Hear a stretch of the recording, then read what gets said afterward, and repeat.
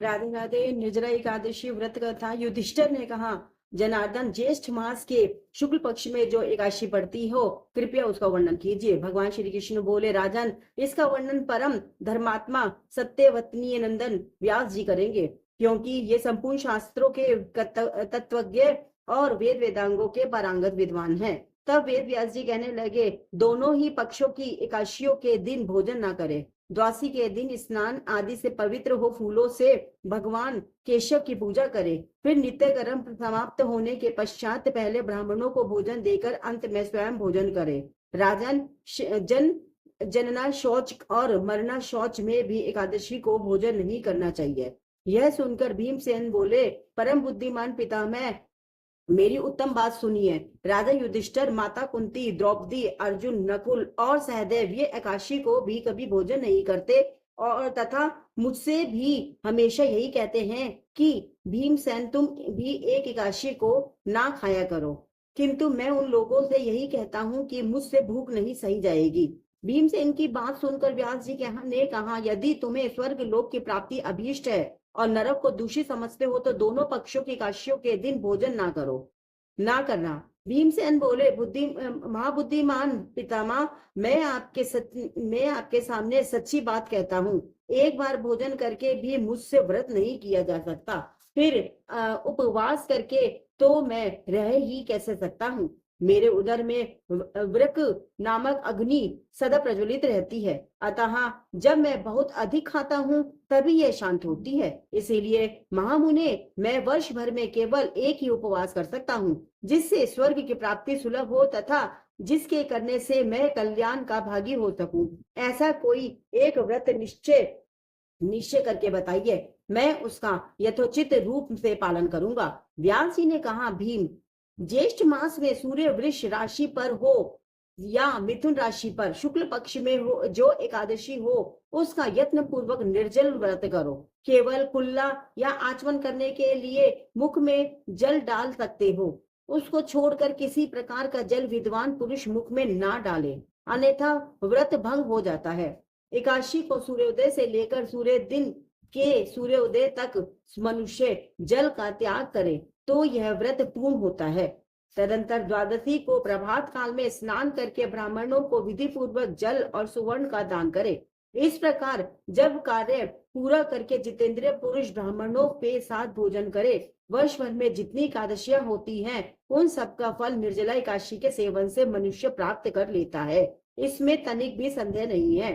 शंख, चक्र और गदा धारण करने वाले भगवान केशव ने मुझसे कहा था कि यदि मानव सबको छोड़कर एकमात्र मेरी शरण में आ जाए और एकादशी को निराहार रहे तो वह सब पापों से छूट जाता है। एकादशी व्रत करने वाले पुरुष के पास विशाल काय, विकराल आकृति और काले रंग वाले दंड पाशधारी भयंकर यमदूत नहीं जाते। अंतकाल में पीताम्बरधारी, सौम्य स्वभाव वाले, हाथ में सुदर्शन धारण करने वाले और मन के समान वेगशाली विष्णुदूत आखिर इस वैष्णव पुरुष को भगवान विष्णु के धाम में ले जाते हैं। अतः निर्जला एकादशी को पूर्ण यत्न करके उपवास और श्री हरि का पूजन करो। स्त्री हो या पुरुष, यदि उसने मेरु पर्वत के बराबर भी महान पाप किया हो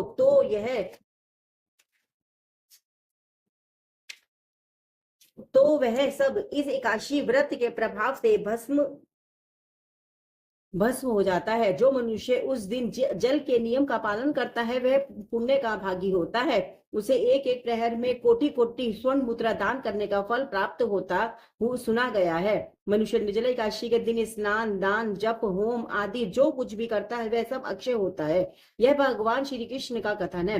निर्जला एकादशी को विधि पूर्वक उत्तम रीति से उपवास करके मानव वैष्णव पद को प्राप्त कर लेता है। जो मनुष्य एकादशी के दिन अन्न खाता है वह पाप का भोजन करता है, इस लोक में वह चंडाल के समान है और मरने पर दुर्गति को प्राप्त होता है।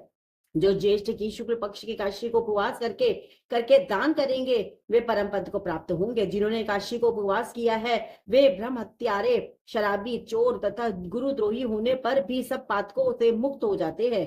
कुंती नंदन, निर्जला एकादशी के दिन श्रद्धालु स्त्री पुरुषों के लिए विशेष दान और कर्तव्य विहित है, उन्हें सुनो। उस दिन जल में शयन करने वाले भगवान विष्णु का पूजन और जलमयी धेनु का दान करना चाहिए, अथवा प्रत्यक्ष धेनु या घृतमयी धेनु का दान उचित है।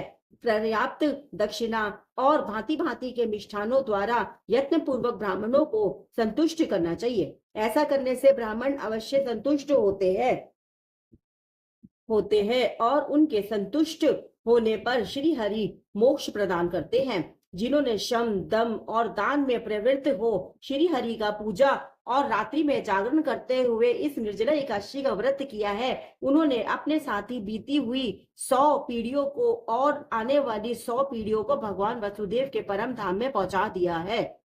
निर्जला एकादशी के दिन अन्न, वस्त्र, गौ, जल, शैया, सुंदर आसन, कमंडलू तथा छाता दान करने चाहिए। जो ज्येष्ठ तथा सुपात्र ब्राह्मण को जूता दान करता है, वह सोने के विमान पर बैठकर स्वर्ग लोक में प्रतिष्ठित होता है। जो इस एकादशी की महिमा को भक्ति पूर्वक सुनता और उसका वर्णन करता है, वह स्वर्ग लोक में जाता है। चतुर्दशी युक्त अमावस्या को सूर्य ग्रहण के समय श्राद्ध करके मनुष्य जिस फल को प्राप्त करता है, वही फल इसके श्रवण से भी प्राप्त होता है। पहले दंत धावन करके यह नियम लेना चाहिए कि मैं भगवान केशव की प्रसन्नता के लिए काशी को निराहार रहकर आचमन के सिवा दूसरे जल का भी त्याग करूंगा। द्वादशी को देवेश्वर भगवान विष्णु का पूजन करना चाहिए। गंध, धूप, पुष्प और सुंदर वस्त्र से विधि पूर्वक पूजन करके जल के घड़े के दान का संकल्प करते हुए निमांकित मंत्र का उच्चारण करें। देव देव ऋषिकेश संसाराणावतारक उद कुंभ परदानेन नय मां परमा गतिमा। संसार सागर से तारने वाले हे देव देव ऋषिकेश, इस जल के घड़े का दान करने से आप मुझे परम गति की प्राप्ति कराइए। भीमसेन ज्येष्ठ मास में शुक्ल पक्ष की जो शुभ एकादशी होती है, उसका निर्जल व्रत करना चाहिए। उस दिन श्रेष्ठ ब्राह्मणों को शक्कर के साथ जल के घड़े दान करने चाहिए। ऐसा करने से मनुष्य भगवान विष्णु के समीप पहुंचकर आनंद का अनुभव करता है। तत्पश्चात द्वादशी को ब्राह्मण भोजन कराने के बाद स्वयं भोजन करे। जो इस प्रकार पूर्ण रूप से पाप नाशनी एकादशी का व्रत करता है, वह सब पापों से मुक्त हो अनामय पद को प्राप्त होता है। यह सुनकर भीमसेन ने भी इस शुभ एकादशी का व्रत आरंभ कर दिया। तब से यह लोक में पांडव द्वादशी के नाम से विख्यात हुई। निर्जला एकादशी व्रत कथा पूर्ण हुई। राधे राधे। हरे कृष्ण कृष्ण कृष्ण हरे हरे, हरे राम राम राम हरे हरे। कृष्ण हरे कृष्ण कृष्ण हरे राम राम राम हरे। हर हर महादेव। ओंकारेश्वर ज्योतिर्लिंग महादेव की राधे राधे। हरे कृष्ण कृष्ण कृष्ण हरे हरे।